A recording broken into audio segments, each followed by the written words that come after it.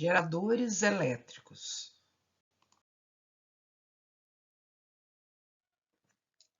Geradores elétricos são dispositivos que transformam outros tipos de energia em energia elétrica. Então, essa é a função deles.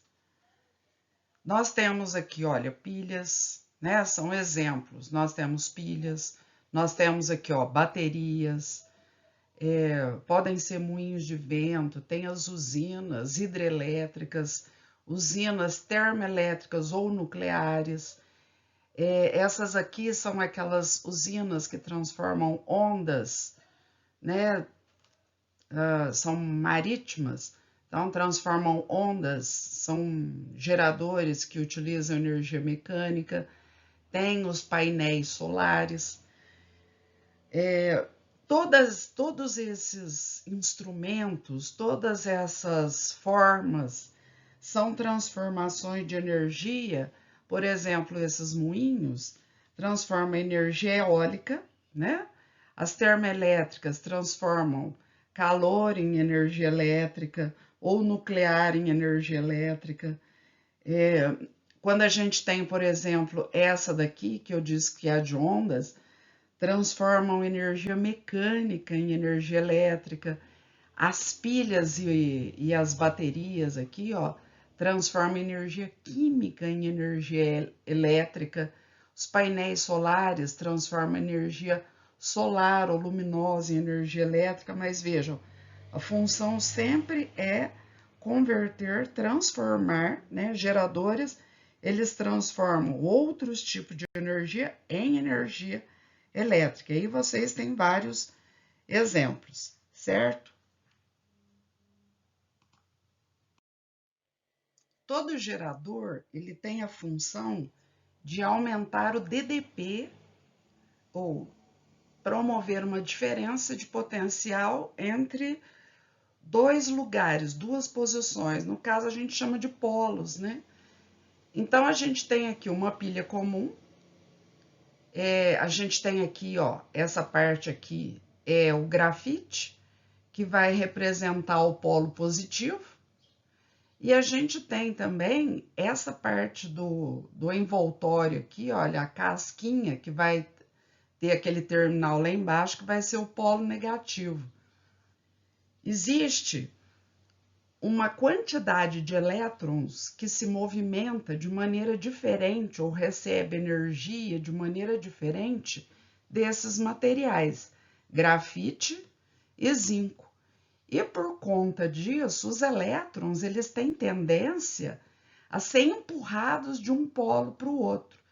Então, quando a gente faz uma ligação entre o polo positivo e o polo negativo, esses elétrons vão se deslocar, né?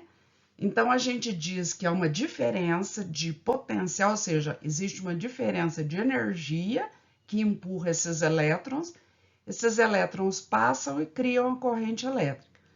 Então, todo gerador ele tem a função de promover essa passagem dos elétrons, criar a corrente elétrica. Para criar um exemplo bem simples, imagine que a gente tivesse um rio de água calma. Se eu fizesse um buraco, a água ela tem tendência a começar a cair por causa da gravidade. Então, na hora que eu fiz o buraco, eu estabeleci uma forma de empurrar a água. Se esse buraco for mais fundo, essa água vai cair com uma velocidade maior, com mais energia. Eu estou tentando comparar com a água. Então, a eletricidade faz isso mais ou menos. O gerador vai fazer isso. O que? Ele vai fazer com que haja diferença de energia entre níveis para que haja bastante força, certo? Empurrando alguma coisa.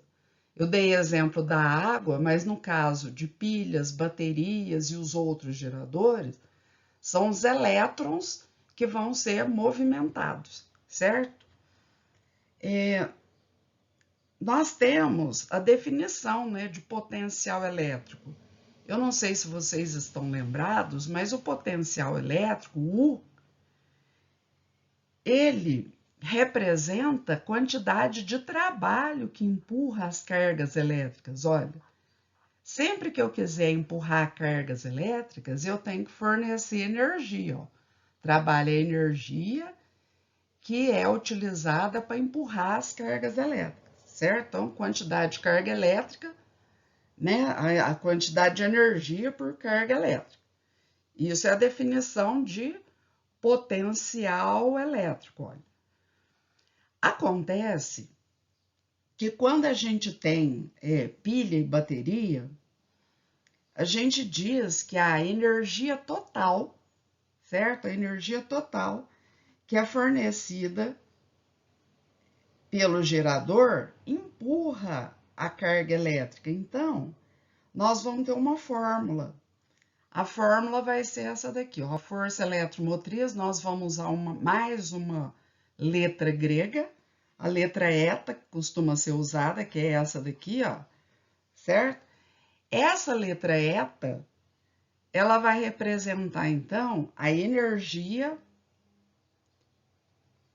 que vai ser fornecida por uma pilha, bateria, um gerador qualquer, para transportar as cargas elétricas. Então, essa vai ser a fórmula da força eletromotriz, certo? E essa força eletromotriz, ela é chamada de FEM. Então, toda vez que a gente estiver falando em FEM, força eletromotriz, ela vai representar a quantidade de energia que empurra cargas elétricas. Como E é a quantidade de energia, é dada em joule, e delta Q em coulomb. E nós vamos ter a FEM dada em volts. Essas são as unidades que são utilizadas, certo? Os geradores, eles só têm um problema. Com o tempo, eu estou falando agora mais especificamente da pilha. O que vai acontecendo dentro de uma pilha? Com o passar do tempo, dentro da pilha, vão acontecendo reações químicas, né? Porque gera energia elétrica a partir de energia química. Então, vai acontecendo uma reação química entre a pasta que tem lá dentro da pilha, com o bastão que tem lá dentro, enfim, esses materiais, zinco, grafite, o magnésio, e aí vai surgindo e vai aparecendo uma resistência interna.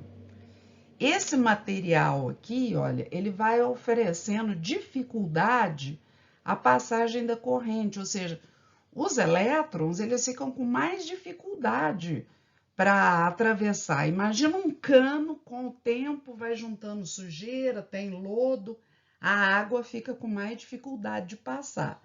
Eu estou sempre fazendo uma comparação entre eletricidade e água, porque fica fácil da gente imaginar essas coisas. Então, na hora que a corrente vai tendo mais dificuldade de passar, é porque vai então surgindo essa resistência interna lá dentro da pilha. Aí o que acontece? A força eletromotriz, essa energia que empurra os elétrons, ela vai sofrendo perdas. Então, olha só, por que acontece uma queda de potencial nos geradores? Porque surge e aumenta essa resistência interna. E aí, a fórmula vai ficando dessa forma aqui por conta dessa perda de energia. Olha, a FEM menos RI, certo? Então, nós vamos ter essa fórmula. Isso aqui é a energia fornecida pela pilha. E esse outro termo aqui, ele vai representar o quê? A perda de energia por conta da energia interna, certo? Lembrando sempre que a primeira lei de Ohm era essa daqui, ó. U é igual a R vezes I, estão lembrados? Então, toda vez que a gente usar RI, a gente sempre vai estar se referindo a uma certa DDP. Então, reparem que nessa fórmula aqui, ó, que nós vamos usar muito, muito mesmo, nós estamos determinando que a DDP resultante no final do processo, usando a pilha durante um certo tempo, nós vamos ter, então, essa energia inicial e vejam, esse R minúsculo aqui, olha, vezes I, na realidade é uma perda de DDP, perda de DDP, que está escrita aqui com R minúsculo, porque não é uma DDP qualquer, representa uma perda, tá? É isso que eu queria falar com vocês.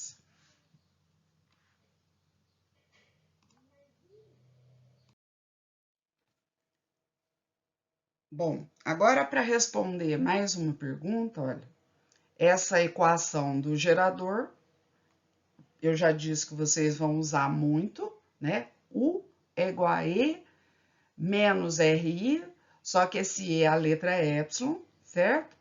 Vai estar representando a energia total do gerador, essa parte RI vai estar representando a perda, e o U é a energia, né, útil do gerador.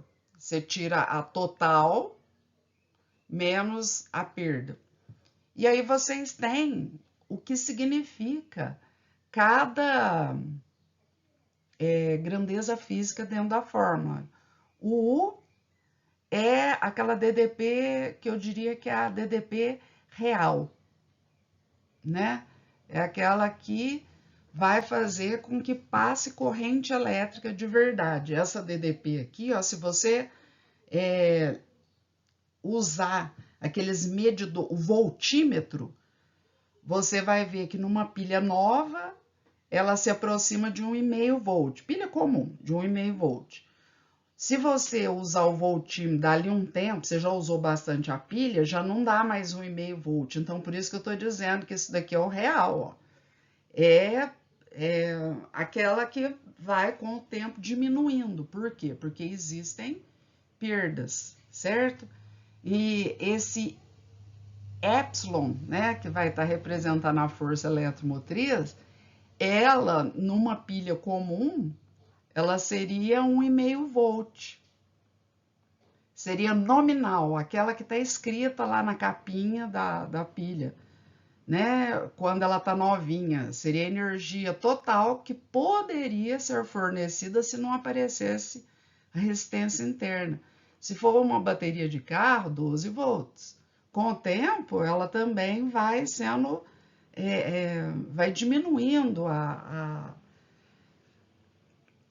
vai diminuindo a carga e a corrente que pode atravessá-la, a força que ela pode produzir, certo? R minúsculo é a resistência interna do gerador, né, que é dada em ohm, e o I é a corrente que vai atravessar, né, a pilha e depois atravessar todo o circuito, certo?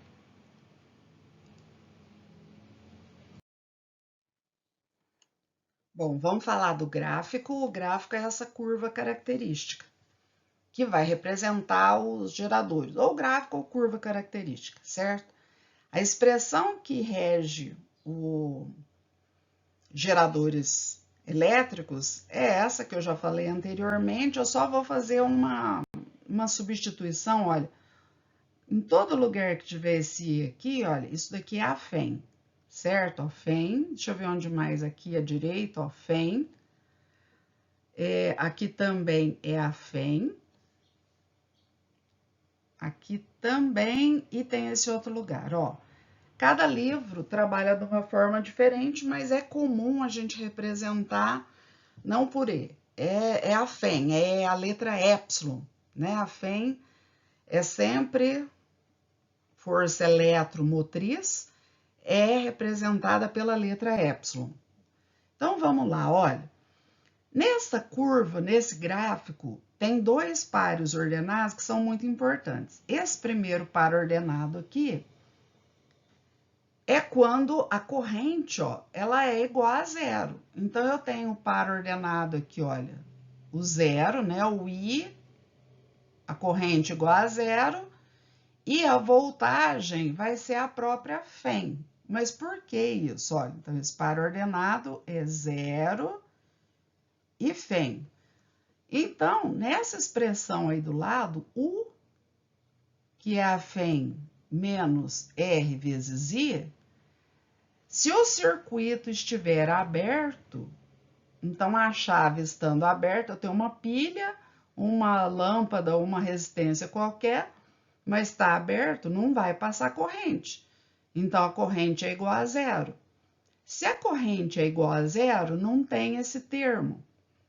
Então quer dizer que a resistência interna da bateria não interessa, não está passando corrente nenhuma. Então a voltagem do circuito aqui, ó, vai ter o valor da própria FEM. Imaginando que essa pilha aí, olha, ela tem uma voltagem nominal, nominal quer dizer o que está escrito lá na plaquinha da pilha do lado de fora, 1,5 volt, uma pilha comum. Então, isso daqui é a potência total dela, certo? É a potência nominal, é a FEM dela. Normalmente, nós temos, olha aqui à esquerda na expressão, nós temos uma voltagem sempre menor, essa é a útil, né? A voltagem útil é 1,4, 1,3, e quanto mais há perdas, aumenta a resistência interna, eu vou tirando isso da potência total, vai ficando uma potência útil cada vez menor. Mas, se não estiver passando corrente, a potência nominal, a potência real vai ser a própria FEM, tá certo? Vamos analisar agora esse outro par ordenado aqui, ó.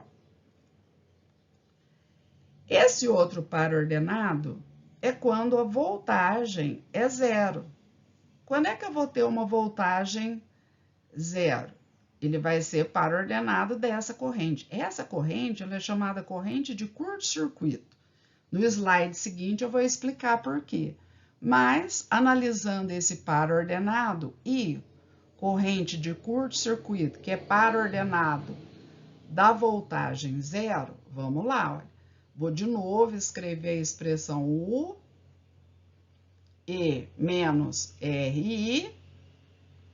Então, lá no gráfico, vamos imaginar, então, que a voltagem é zero. Então, eu coloco zero, que é a FEM, menos RI. Esse RI está negativo, passa para o primeiro membro. RI é igual a FEM. E I vai ser igual a FEM sobre a resistência interna da bateria. E essa corrente é chamada de corrente de curto-circuito. Aí no slide seguinte nós vamos ver por que isso, certo? São dois pares ordenados, então, importantes. A curva é essa que vocês vão desenhar. Vocês vão desenhar um gráfico. Tem o U, tem o I. Põe a unidade, por favor. Gráficos têm unidade. Então, põe corrente em ampere, voltagem em volts, certo? Desenha essa reta decrescente. Essa é o que vocês vão fazer. E depois vamos para o slide seguinte. Então, vamos pensar agora da seguinte maneira, olha. Eu tenho aqui um circuito fechado. Então, vocês viram que, bom, na hora que eu ligo a chave aqui, a lâmpada acendeu, eu tenho o gerador, que é essa pilha, né? Uma coisa muito importante de ser lembrada é que a corrente convencional, aquela que nos interessa, né? Ela vai sempre do polo positivo para o polo negativo, então tá passando corrente, e essa corrente é que está fazendo com que a lâmpada esteja acesa. Eu poderia representar esse circuito assim também, olha, polo negativo, o positivo é sempre um traço maior, e a resistência, né? Eu teria aqui a chave fechada e pronto. Então, esse circuito de cima está representado aqui embaixo, né? E a corrente tem esse sentido aqui. Bom, acontece que vamos imaginar que eu tire a lâmpada e ligue o fio daqui para cá, ó, direto. Eu tirei a lâmpada. Então, eu tiro isso daqui e passo um fio dessa maneira aqui, ó. Então, é lógico que no fio liso, a resistência é zero. Fio liso, grosso, resistência igual a zero. Então, naquela expressão do slide anterior, da corrente de curto-circuito, vamos pensar no seguinte, a corrente de curto-circuito, ela é a FEM sobre a resistência que tiver no circuito, certo? Se a resistência de um circuito tende a zero, sempre a gente coloca essa flechinha aqui, ó, como se fosse um índice. Então, ela tende a zero. Como a corrente e a resistência são grandezas, olha, inversamente proporcionais, se essa resistência é extremamente pequena, a corrente vai ser extremamente grande. Então, eu posso colocar aqui uma flechinha, colocar a corrente tende ao infinito, certo? Então, se a corrente tende ao infinito, corrente, ela produz o quê? Ela produz calor, a corrente produz luz, ou seja, uma corrente muito alta, ela vai fazer esse circuito aqui pegar fogo, isso daqui vai explodir, certo? Do lado aqui, eu gostaria que vocês observassem que isso daqui é uma bateria, né? Um gerador forma bateria, você coloca lá um fio liso, isso daqui vai pegar fogo, vai explodir. Por quê? Porque um fio grosso e liso, ele não oferece resistência. Se a pessoa, por exemplo, pegar um clips ou pegar um garfo e enfiar numa tomada, ó, você pega um clips, abre o clips e faz isso. Não, não faz não. Mas se a pessoa fizesse isso daqui, ó, enfiasse as duas pontinhas na tomada, o que você vai ter aqui? Olha, uma corrente de curto-circuito. Na hora que a gente fala em curto, é um circuito que a corrente ela vai procurar sempre o caminho mais fácil, certo? Então, se eu tenho lá um circuito elétrico qualquer, então tá lá, ó. Imagina que isso daqui é uma lâmpada, que eu tenho aqui, então, uma pilha, e que de repente eu coloco um fio liso aqui, olha. Então, na hora que a corrente for, ó, do polo positivo para o negativo, o que acontece? Olha só, ó, a corrente, na hora que ela chegar nesse ponto, ela vai ter que escolher ou ela passa no fio liso ou a corrente passa na resistência.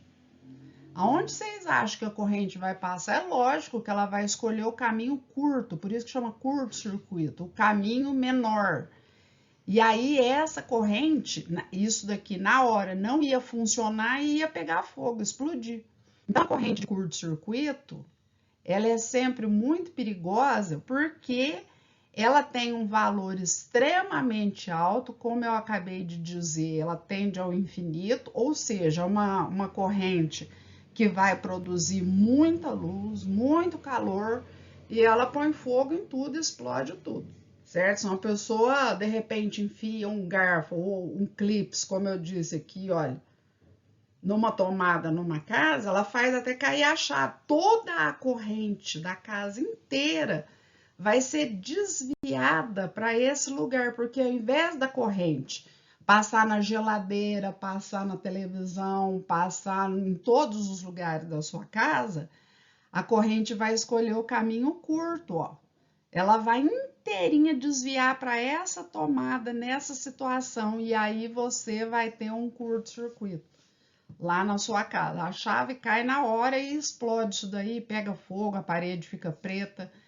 Eu espero que eu tenha, então, explicado. O que acontece com o gerador quando ele está em curto-circuito?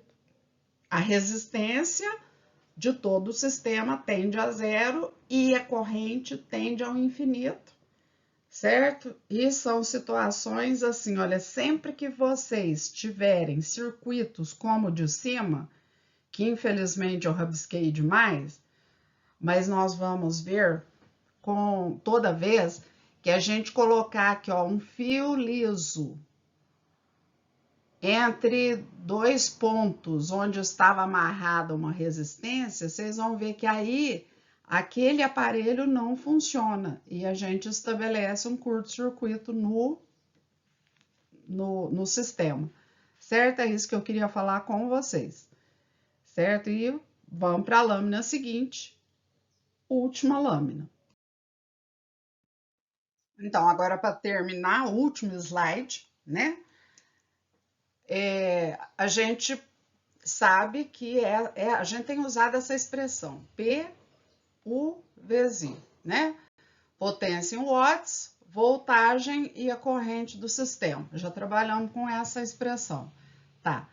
Só que ela pode ser escrita de várias maneiras. Toda vez que eu tenho um gerador, então, eu já falei para vocês que a gente vai ter uma potência total, né?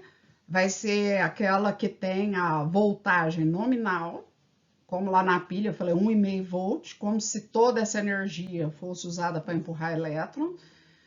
Nós temos a potência que é efetivamente utilizada, essa daqui é a potência útil, também chamada de potência real, é aquela que se eu usar um voltímetro, né, que mede a voltagem, eu vou constatar, ela nunca vai ter o valor da total, ela é um pouco menor. E por que ela é menor? Porque uma parte da potência é dissipada.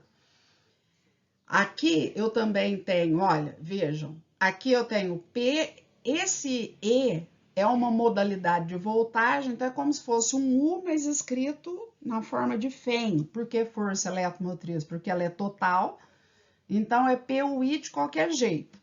Essa daqui de baixo, ó, PUI, né? A potência que é utilizada, aquela voltagem real do sistema e a corrente real do sistema. E essa potência dissipada, vocês podem perguntar, como é que ficou PRI ao quadrado? É só lembrar disso daqui, ó. O P é o I. Acontece que naquela lei de Ohm que a gente trabalhou, a primeira lei é o RI. Então, quer dizer que a voltagem é RI. Então, voltando aqui, ó, potência, eu posso escrever RI, né? Nesse lugar aqui, ó. Ó lá, ó, RI vezes I, né? Vezes esse I, ficou a potência RI ao quadrado, ó. E por que letra minúscula? Porque como essa é a potência dissipada, e por que a potência é dissipada? Porque surge a resistência interna. Então, observem aqui, ó, que a potência dissipada, eu não levo em consideração a voltagem, e sim a resistência interna que vai surgindo. É isso que é importante na potência dissipada, a resistência interna da bateria, né? Então, essa daqui é a última expressão que estava faltando. E como é que a gente reúne essas três formas de potência aqui, né? A potência total, a útil e a dissipada. Reunimos assim, olha, a potência útil, que é a que nos interessa, né? Que é essa daqui, ó, ela vai ser sempre a potência total menos a que foi dissipada, não é? Essa expressão, então, ela fecha os nossos slides, muito útil, potências aqui sempre em watts, a voltagem e a força eletromotriz é sempre em volt, certo? E a corrente é sempre em ampere. Essas são as unidades, né, que nós vamos estar usando Não esquecendo aqui, ó, a resistência é essa resistência em Ohm, né? No sistema internacional, é isso que eu queria falar com vocês. E a tarefa de vocês hoje vai ser responder, né, o estudo dirigido, o estudo orientado, os slides estão de acordo com as perguntas que foram feitas, porque essa é uma parte muito importante.